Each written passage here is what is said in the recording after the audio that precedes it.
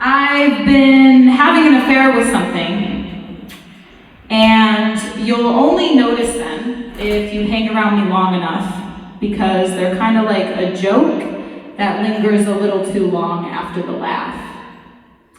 I remember the first time of their hurt was at my grandfather's last birthday party, and they stared at me like the sweetness of summer before the heat, until I felt the fire in the pit of my stomach and threw it all up.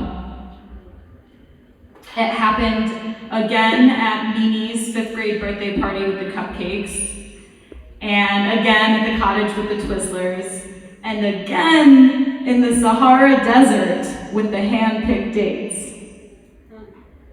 And because it only happens every now and again, I never considered it to be a problem. But would you date someone that only rapes you once in a while? Toxicity seeps in without consent, and like a spice with too much flavor, you don't notice until it's too much. And I got a little spicy when my girlfriend said, "I only eat when I'm hungry." "Oh yeah?" I said. "How about when you're trying to deliberate, or you got feelings that you're trying to confiscate, or you're trying to celebrate?" "No," she said, "only when I'm hungry." Well, fuck, I thought. As I confessed a love for something to someone when only one of those two things could love me back. You see, I forget that good food is fuel.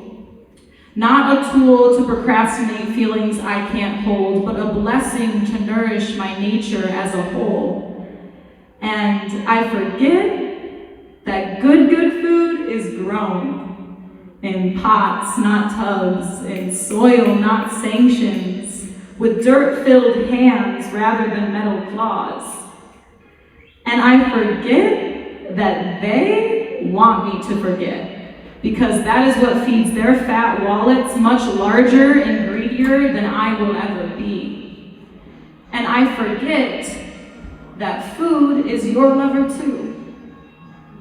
That I am not alone in this affair, but that shame keeps me from knowing how to really care. Because sometimes the push in my stomach is less painful than the pull in my heart. And as much as I did not want to write about this in fear of sounding unsexy, I knew that I had to when I stood in the kitchen with one of the sexiest people at the party, and she told me that she struggles with the exact same thing. She held back a tear and told me not to fear. But I did, and I do. Because when a substance replaces a soul, we forget how to fully love one another. Thank you.